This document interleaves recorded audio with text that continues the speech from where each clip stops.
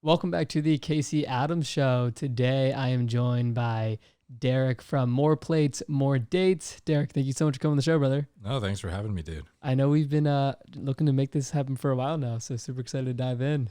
Yeah. It's been a long time coming. Absolutely. And, for context, we met, I think like a year and a half ago. We met initially just through mutual friends, and you were an investor in MediaKits, and just not only seeing your journey, but just getting immersed in your content over the years. I've been so fascinated with not only what you talk about in your journey, but just to get to know you as a friend. And I'm super excited to dive in today. And for people that may not know from a business perspective, where you spend your time, the companies you build, I would love for you to just give a high level of where you spend your time and, what you are building. Yeah. So my main areas of time investment essentially at this point are Gorilla Mind, which is my dietary supplements company that focuses around pre-workout formulations, nootropics, anything performance related, but also health optimization. We're kind of stemming into a bunch of different verticals now, but kind of like the supplements realm.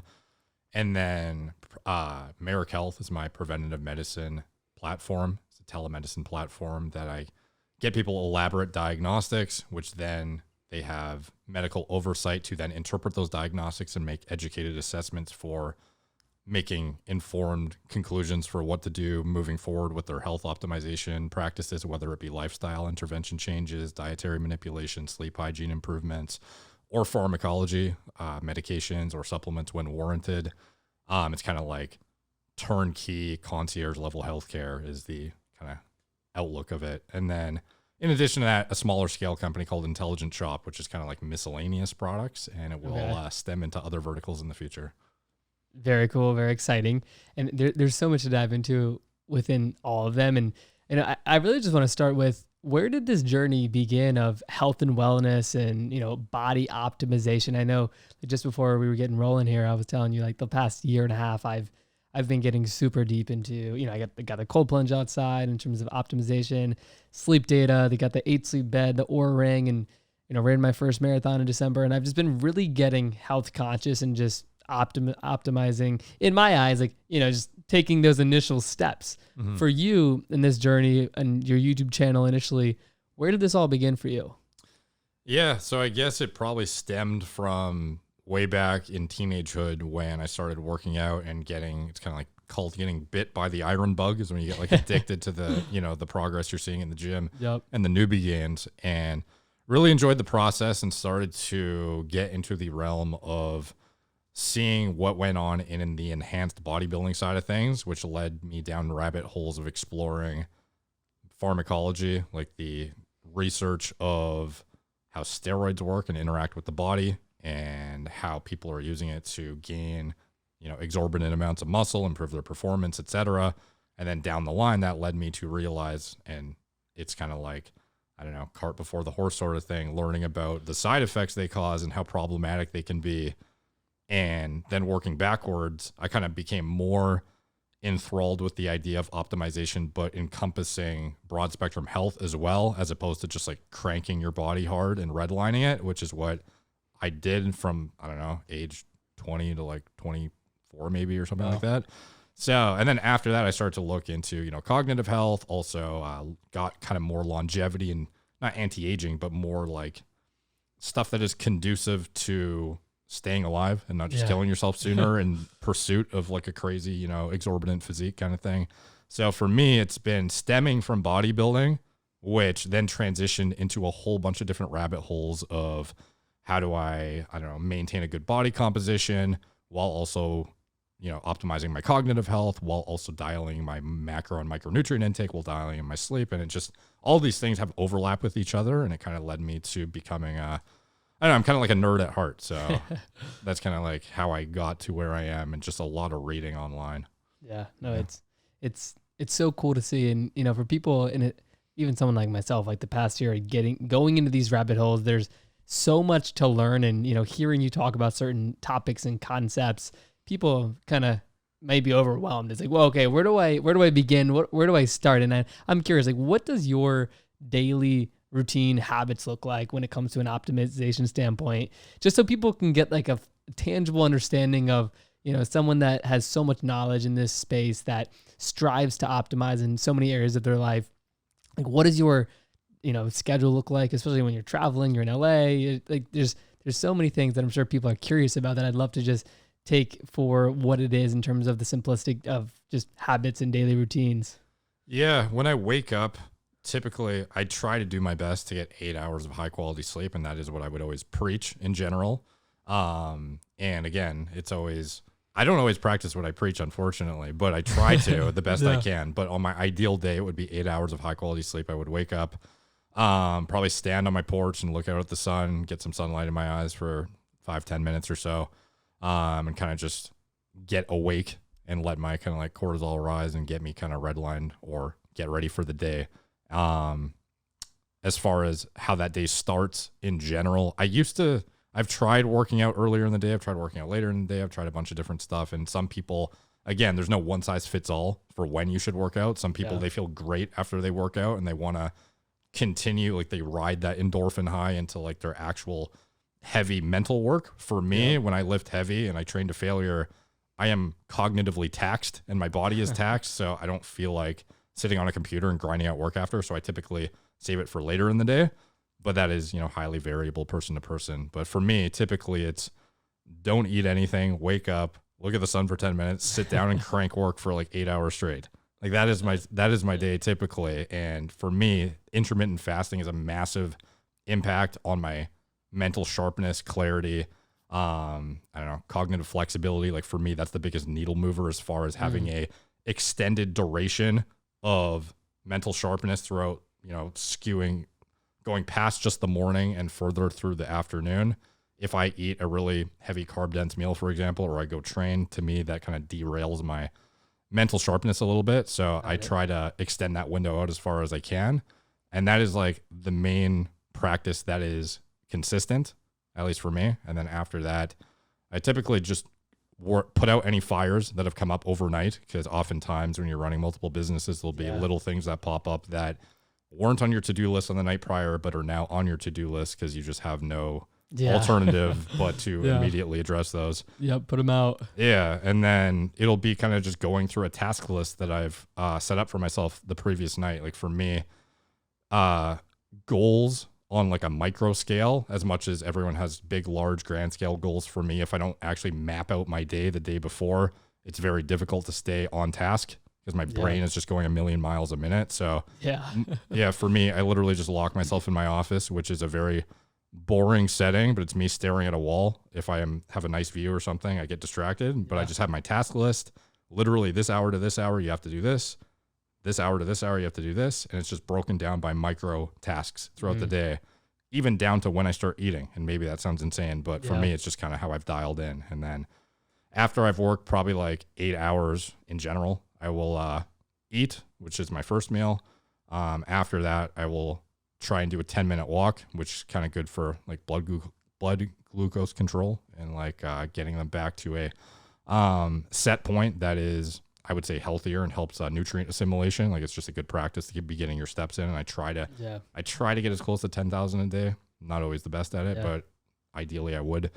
And then work until it's time to go to the gym. Typically gym, work, train as hard as I can. Then after that, dinner, kind of wind down. And from there, start, I have some like, sleep transition principles that I think kind of most people are probably aware of, like try and avoid blue light, avoid stuff that's going to stress you out super late. Try and not eat too close to my sleep time, because it can elevate your body temperature and be problematic for trying to get to sleep. It's kind of like some of the stuff has some overlap where I'm not like super dialed every day, but I do the best I can. And that's kind of like an overarching bird's eye view of my day, as elaborate as that might have sounded. No. I mean, it's good to even just hear that, right? Because you hear all these different concepts and things, and for you to test all these different theories and concepts to then have just the simplistic understanding of what your day looks like I learned something in that, and I hope others did as well.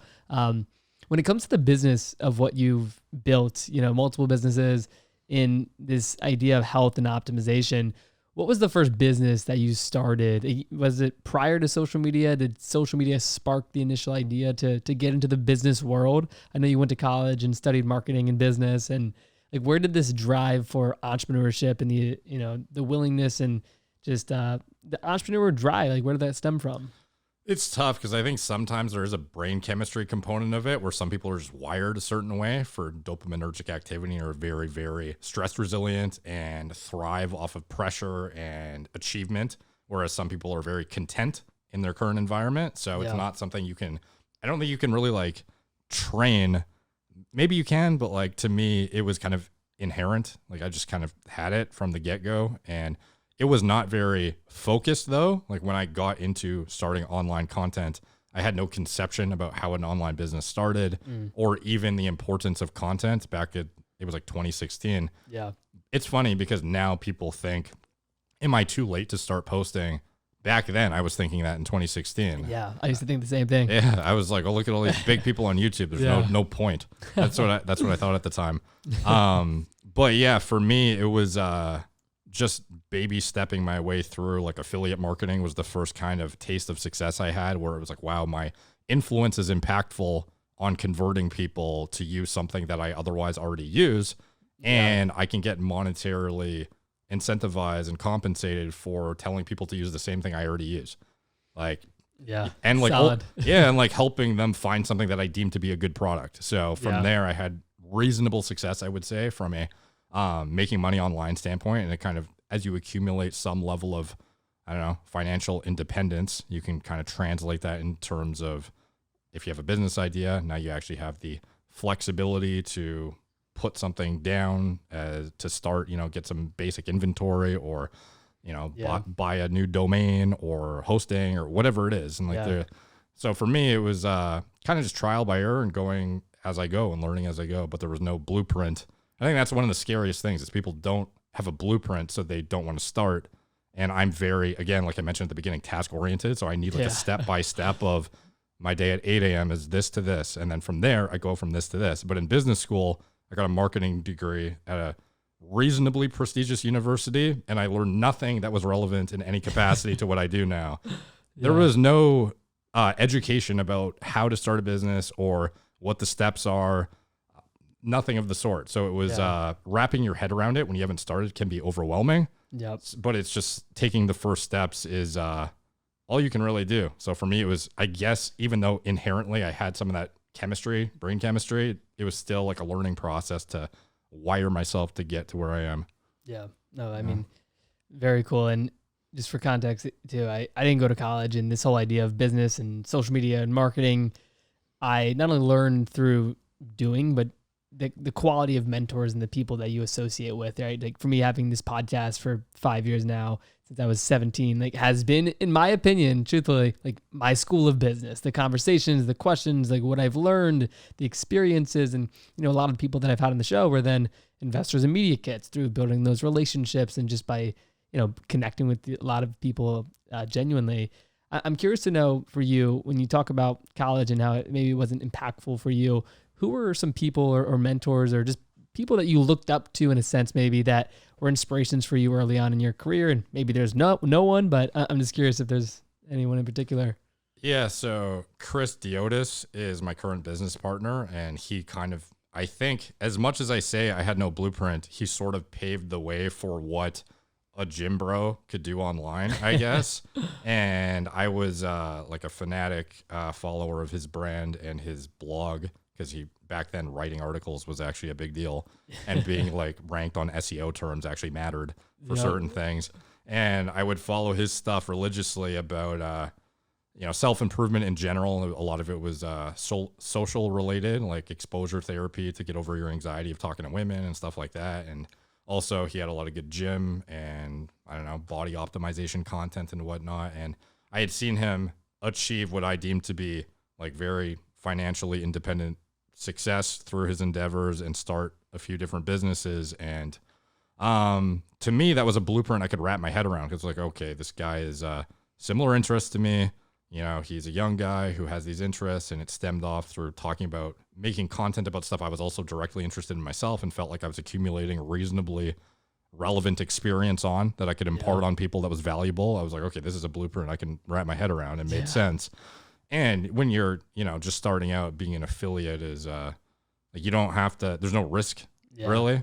So it was, yeah, that was kind of the only mentor slash blueprint I had really, other than, over time though, you talk to a lot of people and pull and extrapolate what you can from it and assimilate it into whatever is relevant for your own journey. And I've had multiple mentors along the way, but from inception, before I had any idea of what I was doing, that was probably the primary one. Got it.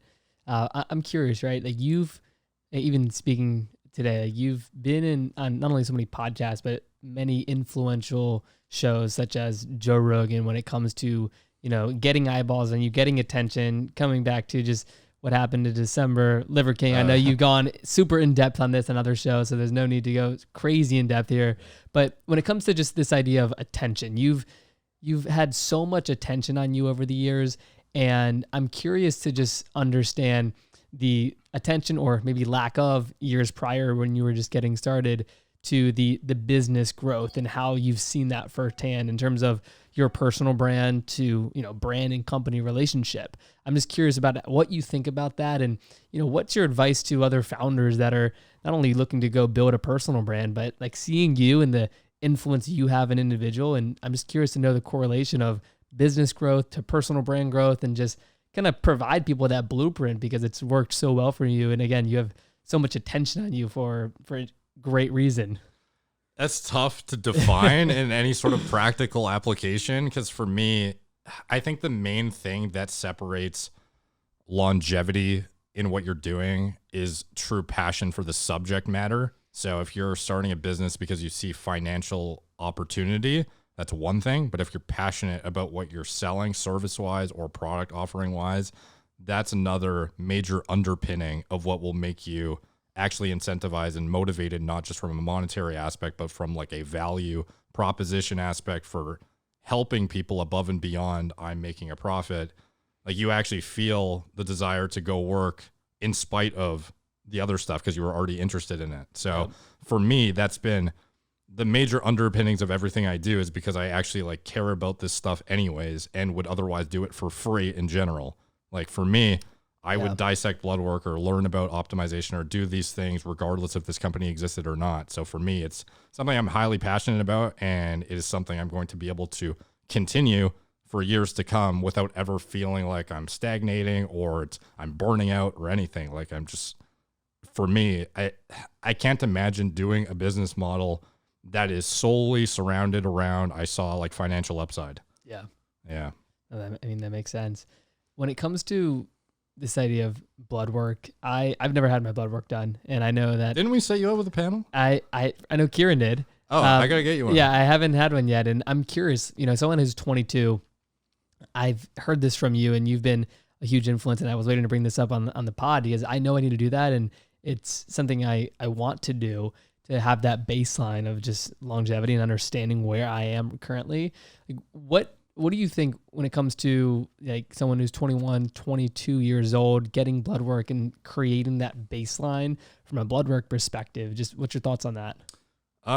Yeah. So in general, people that are in their young 20s, it's not like there is an immediate concern of or impending disease, hopefully, which needs immediate addressing. So it makes you wonder, why would blood work be warranted? For me, if I could go back in time to being 21, I wish I had that elaborate baseline, because when things go awry, it's the only way you can then go back and see, okay, this marker is thrown off, or this is imbalanced, or what have you, based on previous to that, when everything was dialed in, this is where it stood. And now in a suboptimal state, or more interested in optimization, you see kind of where these variations and aberrations have happened, and you start to educate yourself as to why. So for me, it's not something that I feel like is necessary from like an immediate practical application aspect, as in maybe it is. And this is again, because some people, they're so genetically predisposed to atherosclerosis, you might be able to pick it up at 21, 22 and actually be able to modulate your diet and lifestyle accordingly to attenuate that risk. Because some people, they don't find out until they're 40, 50, and they have plaque buildup. Oh, for the last 20 years, if you knew that you had familial hypercholesterolemia, maybe you could have intervened accordingly. And if you needed medication, like you should have been on it for the last 20 years, that kind of stuff, as much as I would preach lifestyle is massively impactful, which it is, there are some things that ultimately genetics and predispositions, you can't really circumvent entirely through that. And that, as much as, the ancestrally consistent people and like the certain natural like lifestyle zealots will tell you otherwise, like frankly, it's at the end of the day, you have to be open to all approaches. And for some people, they're so genetically predisposed that knowing at 20, you could have otherwise avoided a myriad of disaster or a significant disaster when you're, in your later 40s, 50s, 60s. So for me, it's more about not how do I optimize my whatever. Like, it's great to know that, but it's the lesser of important things. It's more about identifying if you have any unique risk factors at a young age, and then to make the changes accordingly early before it manifests into like an actual problem. And then also just have that baseline. So then if something were to happen, you can go back and address accordingly and actually see what went wrong and why. I love that. I definitely need to make that happen and get it done. Yeah. What are your thoughts on not only just longevity, but when you think about longevity and with modern science, like what do you believe is possible from a life expectancy perspective over the next 50 years with modern science, modern just ways to optimize? Like, how do you think about that? And like, do you have, like I want to live to X number and I believe I can do that through optimizing this way over a multi-decade perspective? Like, do you think about that? Absolutely. And the only thing for me on that is I want to live with high quality of life. I don't necessarily want to live just for the sake of it. So part of the problem is a lot of the anti-aging research is centered around how do I live in as frail and not vital state as possible to extend my lifespan. It's like, a tiny Asian woman will outlive like a jacked, 6'4" guy just based on body composition and demands of organs. Like, that's just how it's going to work. Yep. But there is a trade-off where it's, how do you want to live during that lifespan too? So I am optimistic about some of the stuff going on and, rodent models and whatnot, but unfortunately I haven't seen like significant practical application in humans yet. Yeah. I do think that modern medicine is helping people extend their lifespans. And I think that people are becoming more educated about this stuff, and it's going to definitely be impactful for the certain minority of individuals who take it seriously. I don't really know what to expect as far as where the lifespan with high quality of life goes in the next, 40 years from now or not. But I do know one of the most just red flag risk factors is cardiovascular disease. And I think some of the education around it coming out is going to be super impactful on those who care, attenuating and avoiding that outcome in the future. So there's certain things that are very manageable or more manageable if you're educated about it well ahead of time. And it seems like a lot of people are very interested in actually learning and getting the context behind what's going on in their body now, which is great. Yep. Oh, that's very interesting perspective there. I wanted to go back to what you said at the beginning about your different businesses. The third one, you said different types of products. Can you expand on that and just remind myself, like, what business is that, and just where did that idea come from in terms of like what you wanted to become? So Intelligent Shop was meant to be a miscellaneous product brand that just encompassed anything that I used that wasn't dietary supplement related or actually fell into the realm of, it has some overlap with some of the Marek Health stuff, but not medication related. Like, basically hair loss prevention is a big component of my channel, and a lot of education surrounding that and the things I've learned over the years that move the needle. And some of those products there's only so many things that work. It's like a very snake oil ridden industry. And for me, there were certain products that have been long standing needle movers for me and for others that I've recommended it for, again, as an affiliate too, over years. And people have had amazing results with, and it got to the point where it was, I should make my own product because this is stuff I've used for years and otherwise think is very, very useful. Yeah. And so it kind of just started with that. Like, I came up with a hair loss prevention shampoo. And then from there we had... And this is already like a product that you're selling. Yeah. Got it. And then we had a fast-drying, non-oily minoxidil. It's like the only thing that stimulates new hair growth very significantly. Oh, wow. Yeah, and it's one of the problems. Well, it's not... I guess it depends on your hair type. But I'm curious, when does hair loss typically start happening in men specifically? Teenagehood. teenagehood. Yeah. Like if you're genetically predisposed, as soon as you have that big spike in Yeah. testosterone and DHT as you go through, literally the thing that pushes you through puberty is Yeah. also the commencement of androgenic Yeah. alopecia, unfortunately. Got it. And is that something that I'm guessing you dealt with Yeah. Yeah. And heavily? and like walking that back and recovering is so much harder than Yeah. preventing it. Yeah. So And you had, I remember I saw a video just in terms of acne, right? Skincare. Like that was something, I don't know if you've seen, I don't post about it too often, but I had very bad cystic acne, took Accutane, just did the whole thing, tried so many different things. Took almost 2 years to go through that process. But how did you end up solving that problem for yourself?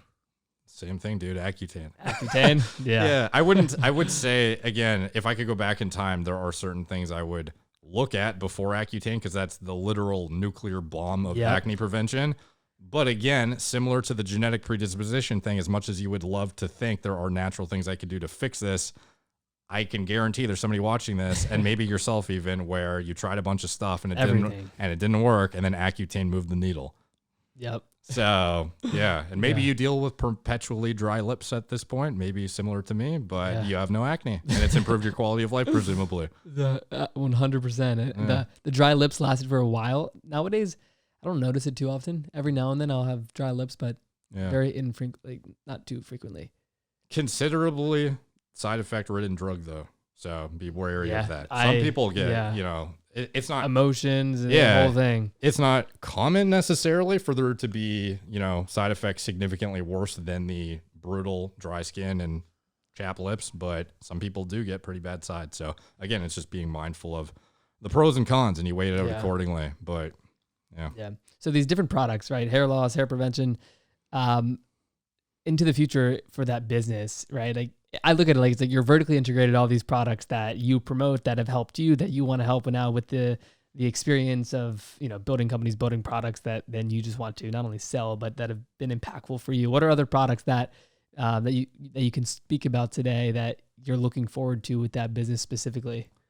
Okay, yeah, this is something I never talk about, so this is cool. So, cologne. This might sound absurd, but back when I started the channel, I was pretty big on fragrances. We were actually just talking about your creative events 2 seconds ago. It all makes sense now. Yeah. So anyway, for me, I used to get girls to rate fragrances. I would go around my university and different campuses and get girls to rate them. And just, I was just pretty into it. Like there are fragrance connoisseurs who actually collect these things and have a different fragrance for different situations and whatnot. And I'm not like necessarily, like a total, they call it a frag head, which is like a nerd about fragrances, but I'm enamored enough by them that it has led me to have a pretty significant collection built up over the years. And what does that mean? Because I'll tell you, I have one fragrance, Creed Aventus, and you said the cliche one. That means I got some work to do. I have one. So what does that mean for you? Is it 10? Is it 20? Is it 100? I've got probably 25 different ones. Okay. Yeah. But at this point, I probably have 100 plus samples of different fragrances just to test everything out there that I felt was either popular, obscure, but had was highly acclaimed or well reviewed by like the actual frag heads in the community that Frag have heads. I've never heard someone say that. Yeah. Frag heads. And just a bunch of different stuff to kind of get like a more informed perspective about what's out there. And it's kind of led to the creation of, we came out with our first fragrance, Carbon, earlier, I think mid last year, and I'll have, I think, 10 more coming out this year. 10 different fragrances. Yeah. Wow, that's insane. Yeah. What have you learned about the fragrance business? That you didn't expect to learn, I should say. I guess fragrance oil concentration doesn't dictate potency always. Like there are different, like for example, Creed Aventus, I believe, is a perfume concentration, and the more oil you have in it, it doesn't necessarily mean it's going to perform better. And you kind of learn that there are certain fragrance DNAs that just like don't work well, and will like you spray it and then becomes a skin scent shortly thereafter, or some will project really aggressively and it's overkill. You learn a lot of stuff as you're kind of formulating, and it's been fun to try and dial in what I consider to be, a good date night fragrance, or like, something that's makes you smell fresh, but isn't offensive in like a gym setting, for example, like stuff like that. It's so fascinating, like getting into the fragrance business. What else? Like what else, not even that you're launching, because I'm sure there's things you can't talk about in the setting, but that you're interested in, or products that, that you see value in, creating in a different way from a business perspective.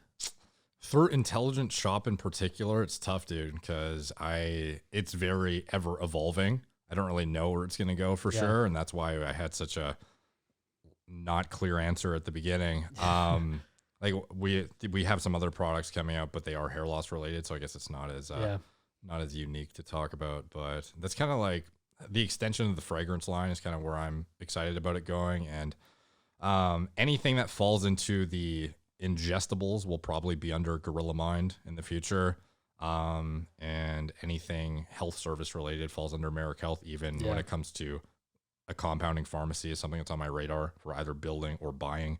And that's something that is a high priority as well. And above and beyond that, like I don't have a whole lot more interest, and I try to stay in my domain. Yeah. So I'm not going to just sell stuff for the sake of, putting out what I think moves product. It's more like what I think has practical utility. Yeah. Would you ever get into like skincare stuff for men specifically? Yeah, or we actually have a little bit of that. We have it already. Oh, yeah. We just sell it through the most incongruent site for skincare ever, which is Gorilla Mind. Got it. Yeah. Okay, I didn't know you guys had skincare stuff. No, we might actually put that, I don't know, through a separate brand. Like it is technically it has a separate brand name. It just is not segregated to a separate website. It sits in this weird subsection category of skincare on our site. And it's the only things I'm aware of that really move the needle. We have a hyaluronic acid serum, moisturizer, an exfoliating cleanser, and then we should have a sunscreen at some point that's mineral based, but that's to be determined. Got it. Yeah. So with Gorilla Mind, just for those who don't know, when did you initially launch Gorilla Mind, and like what led to just the launch of that specifically, and just the whole setup of launching the company? The official launch, I think, was January 2018, or it might have been December 2017. Basically what led to it is Chris, the guy I talked about, mentor, inspiration, blueprint guy. Yep. He had a supplement company with somebody else who was in the like manosphere is what they call it. It's like the self-improvement space for men, and how they, I don't know. These were like two of the forefront guys of that, niche. And they started a supplement company called Red Supplements, which is, it's funny. It's like red pill, like the Matrix. It's like a big, thing in the manosphere. Yep. Anyway, so all their products were red pills essentially, and different products under that. And I was, the customer service guy, social media guy, help with formulation a little bit. How old were you then? 23. Okay. Maybe. Yeah. And then from there, the company didn't really blow up or anything. And Chris and that guy separated. And when Chris parted ways, he asked, hey, do you want to start this nootropics company with me? And frankly, I liked working for Chris more than this other guy. So I, went with him. And then it led to the creation of Gorilla Mind, where I formulated Gorilla Mind Smooth and Gorilla Mind Rush, which was our stimulant-based nootropic formula and stim-free. And then from there, it kind of stemmed off into, it was originally supposed to just be a nootropics company. And we had Gorilla Dream as well, which is a sleep-enhancing formula. And then from there, it was kind of, okay, we should get a pre-workout. At the time, I thought it was actually a dumb idea, as stupid as that sounds. But launching a pre-workout, or I was like, no, we're a nootropics company. So eventually, we came out with Gorilla Mode, which is a hit, and then after that, I came out with our stimulant-free, vasodilation focused, and hyperhydration focused formula nitric, and then it just stemmed off into a whole bunch of stuff that was performance based and kind of evolved into what it is now. Wow. Yeah. What, like, thinking, and you said this earlier about you saw all these YouTubers that are so big, and you were like, oh, why would I start a YouTube channel? They're so big. I think about that in terms of, I don't have any experience in the supplement industry, but you walk down an aisle, or, you go online, you see the vast amount of supplements, and it's a massive industry. What was your initial plan, or just how are you going to differentiate and build a brand in the market that just has so many, not competitors, but just so many brands that are looking to capture attention and capture those, the customers in a sense?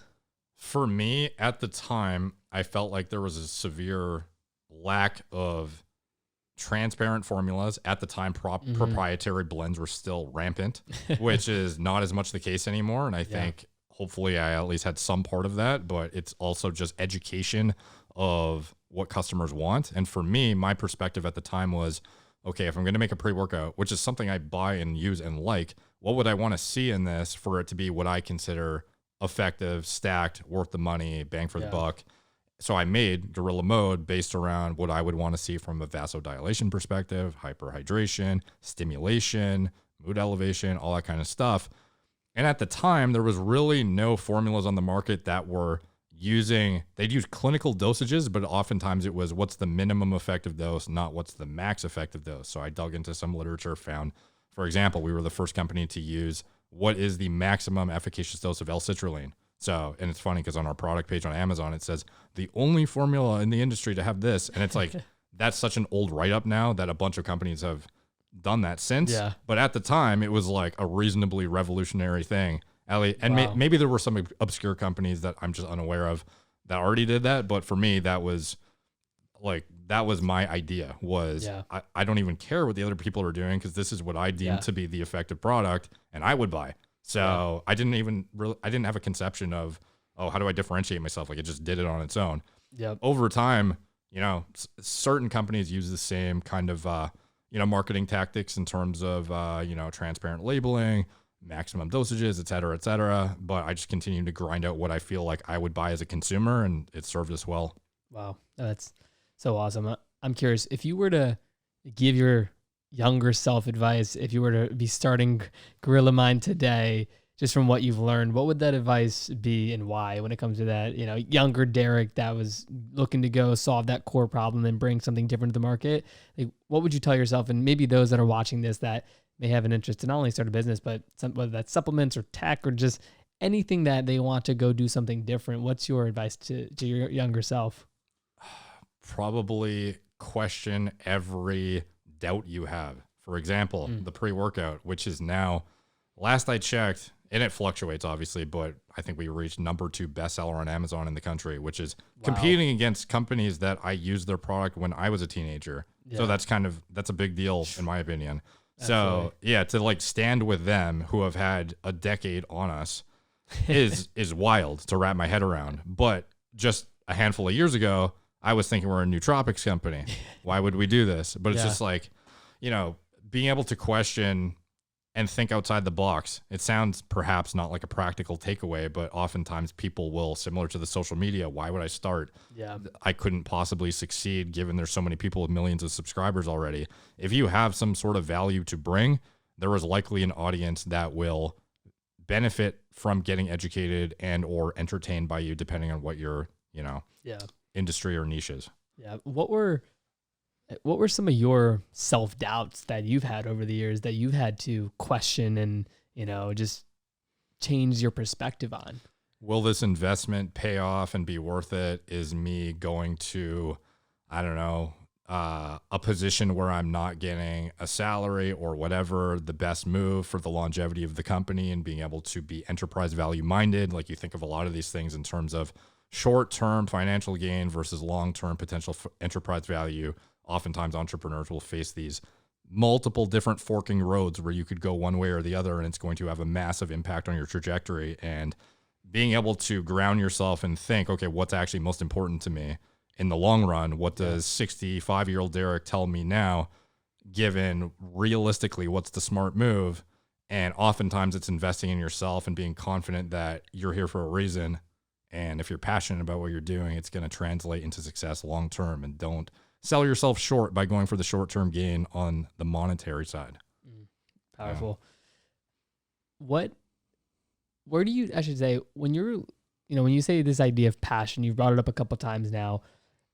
What's your thoughts on passion overall? Does this come to you naturally? Do you believe passion is just something you experience something and you can start to go down that path and therefore passion builds within it? Or how do you define passion and how do you recommend people define it for themselves? Yeah, for me, it more so stems from, it's tough because I feel I'm ultra competitive and also am very interested in certain domains. And for me, the intertwinement of those two in a business capacity equals me being very passionate about how I am approaching that business and how much time I dump into it and how much I care about it and the outcome.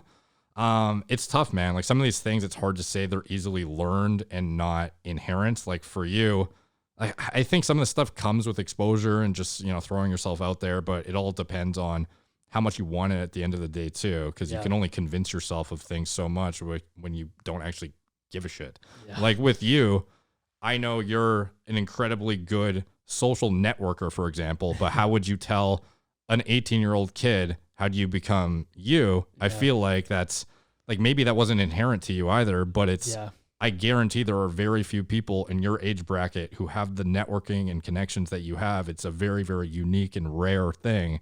But how would you impart to somebody that, oh yeah, just like go do that? I think a lot of it is, brain chemistry derived, but also like your intertwinement of what, I don't know, you're passionate about potentially. Yeah. I don't know. No, absolutely. And I think it's so interesting because like for me over the years, this idea of connecting and networking, Larry King was someone I interviewed back in 2019 that he taught me so much of just my interview approach. He has this famous quote, it's, I've never learned something while I was talking, and just emphasizing listening and staying curious about the world and about people. And I think just that simple foundational element of how to live your everyday life, to learn something from someone, what not to do, what to do, is so impactful. And I think it's led me to just remain curious in all aspects of life and just be present in moments like this where I can just genuinely learn from people. And that compounded over time has paid off in terms of just knowledge, experience, network, etc. How did that come to be, the Larry King interview? Well, I mean, Arfa actually shot the interview, so it was so fun having her there. But, how I met Larry King it was like this domino effect where a good friend of mine, Michael Gruen, he invited me to this dinner after I interviewed Tillman Fertitta, the owner of the Houston Rockets. And he was coming out with a book somewhere around here. It's called Shut Up and Listen. This was back in 2019. And he invited just a handful of different YouTubers, podcasters, people that helped promote his book. Probably 30 of us at the Mastro's restaurant in Beverly Hills, which he owns Mastro's. And we were all going around the table, introducing ourselves, saying, oh, like, my name's this, I do this, etc. And then when it got back to Tillman, he pointed to someone who was actually, Kieran was there. He was sitting right next to Kieran. He's like, Chance, it was such a pleasure being on your father's show today. Just wanted to say thank you so much for being here. Like, love you, love your father, Larry, and just thanks so much for being here. And put it together as Larry King's son. And, for me, it wasn't like, oh, I want to go meet Chance and have a Larry on the show, but I genuinely wanted to meet Chance. He was my age at the time. We were both 20, 21 years old. We became genuine friends, and a couple months go by. And after just thinking about it, like, I knew I wanted to interview Larry. I'm not the one that was like, hey, I want to interview your father. Can you get him to come on the show? But it was such an organic relationship where I remember asking him on Thanksgiving Day or a couple weeks before, and he responded on Thanksgiving Day. And he was like, hey, my dad said yes. He was coming out of a stroke at the time and was feeling a little bit better.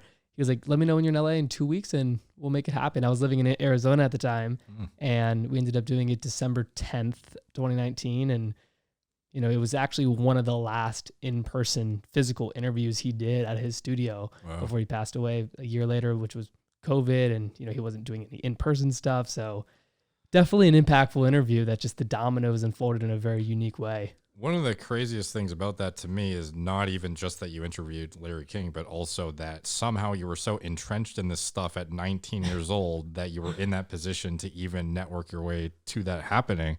Like, how do you even arrive where you were at 19? Because for me, like, even, understanding social dynamics and, business, it's crazy to me that you know all the people you do at your age. Like, how did you even get to where you were at 19?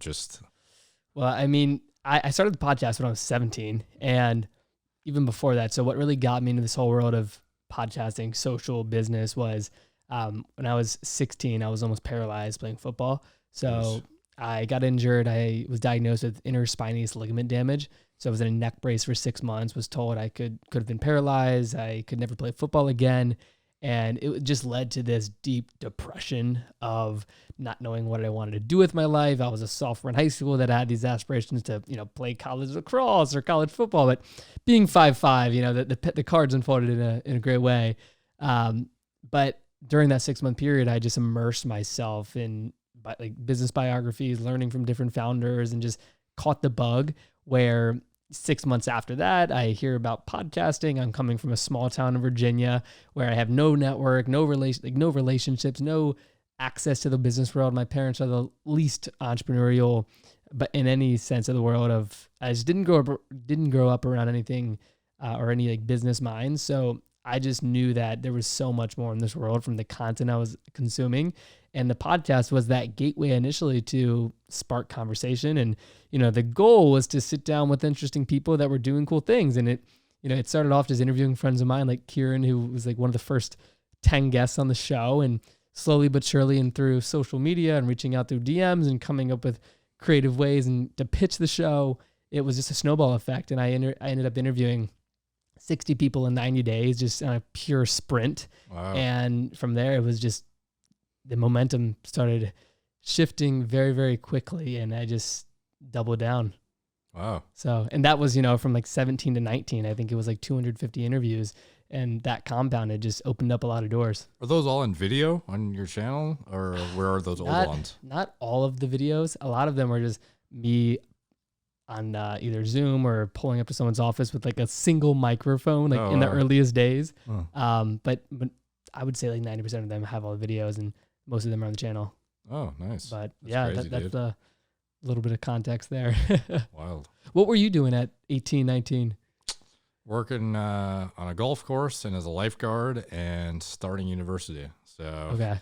Yeah, just, I don't know. It's nothing related to what I do now in any capacity whatsoever. So it's wild though, because a lot of people will see successful individuals on social media and then think it's too late. But I don't know, like a lot of people in my generation, I guess, often were doing nothing significant in teenagehood and even early 20s. Like for me, I was getting a traditional education and going to marketing classes every day, and then trying to balance that with the gym, and then going to work for $8 an hour at a golf course. Yeah. Like that was my life, essentially.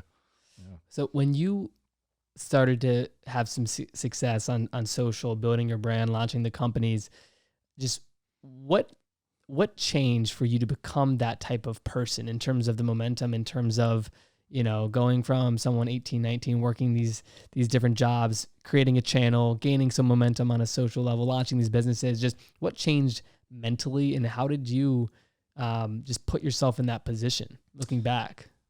So I guess similar to how it was unfathomable to have a big YouTube channel when I started, I saw all these people doing crazy things. Even I remember seeing some of the fitness influencers would have, at the time, 300, 400,000 subscribers on YouTube was astronomical, and almost no one had 1 million subs. It was crazy to me. And I was just thinking, these numbers don't even make sense. They must have an in at YouTube or something like that. I just couldn't even wrap my head around how you arrived there. Yeah. I was like, this guy was born into stardom somehow.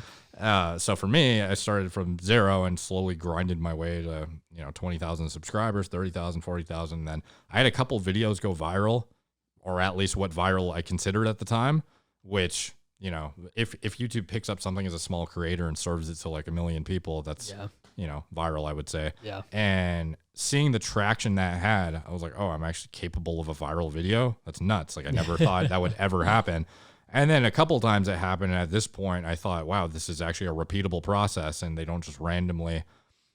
Sometimes it seems like they cherry pick random stuff and just serve it for the sake of it. Like I have no idea why some of my videos that popped off did. Like for example, I did this video about egg whites, and it's literally me sitting there talking about egg whites for 8 minutes with not even 1920 by 1080 formatting. It was like a cropped, oh my God, with black sides on. You're kidding. Yeah, on a webcam, and it was very poorly executed. I was not speaking clearly or confidently, and for whatever reason, talking about egg whites blew up. Wow. And so I had a few of those videos, and I thought, wow, this is actually translating to subscribership, and people care about what I have to say, and this is actually something I could see growing. And for me, that was kind of the motivation I needed to double down on it and take it way more seriously and start hiring editors and figuring out how to outsource the tedious tasks that were not relevant to me putting out high value content, or putting in work into formulation or whatever it is that's my highest value use of time, essentially. Yeah. So yeah, and then from there it kind of all snowballed, but it was kind of on the back of a few videos that really popped off that gave me the push I needed, that I knew, oh wow, I could actually be reasonably successful on YouTube, which until you have that really happen to you, it seems like I think now it's a lot easier to pop off. As absurd as it sounds, it seems like it's saturated, so it's harder. I think now it's easier than ever. I've seen channels go from 0 to 1 million in less than a year, which back then was, unless you were Logan Paul or something, was never going to happen. So like back then that was the push I needed. And I don't know, as much as I would love to say, oh yeah, I just kept I guess I did persevere, because I could have said, oh, I'm not getting traction for 3+ years, where I had, less than 15,000 subscribers, I think after 3 years in. Yeah. So I guess I did, but, having that reinforcement and kind of, I don't know, positive reinforcement from the YouTube algorithm definitely helped me. And that was kind of, I think, the trajectory shift where I thought, okay, wow, I can actually make a difference here. That's awesome. It's just, and seeing the growth there, it's just crazy, where it's like so many people do stop and they don't even see the potential, or they say, oh, I've had 3 years here, 15,000 subscribers, and just the simple, cliche thing of like, you just didn't quit. Like, people always ask me, like, what have you learned from all the people you've interviewed? It's very, very simple. It's just, people just simply didn't quit. Yeah. Like, there's nothing more to say besides they just did not quit. Simple as that. Yeah, I've seen some people who have way less quality content and way less knowledgeable persevere just by sheer grit, and like completely destroy people who I deem to be far more intelligent and educated and like resourceful, and, or I don't know, like high quality information that I would use as a resource or whatever.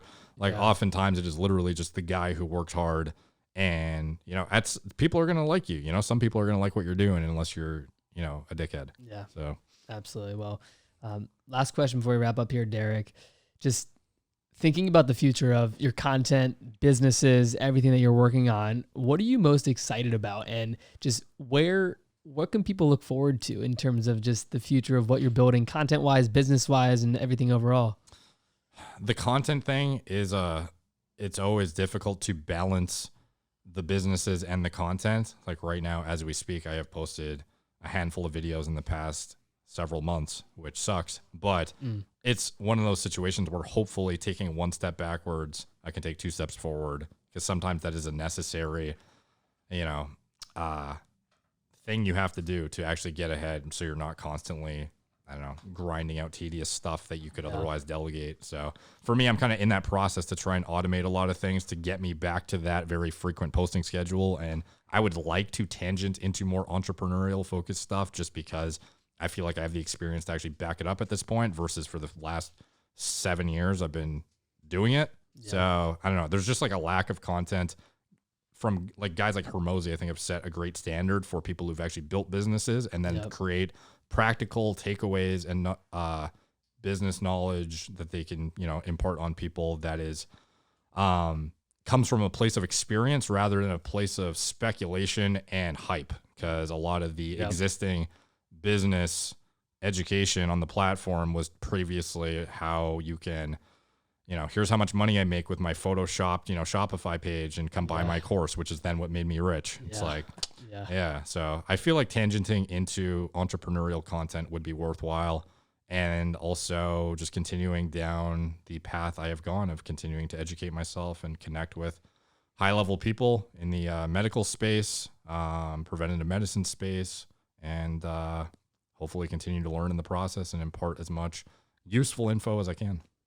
I absolutely love that. And last thing, where's the best place for everyone watching or listening to follow you and just stay connected overall?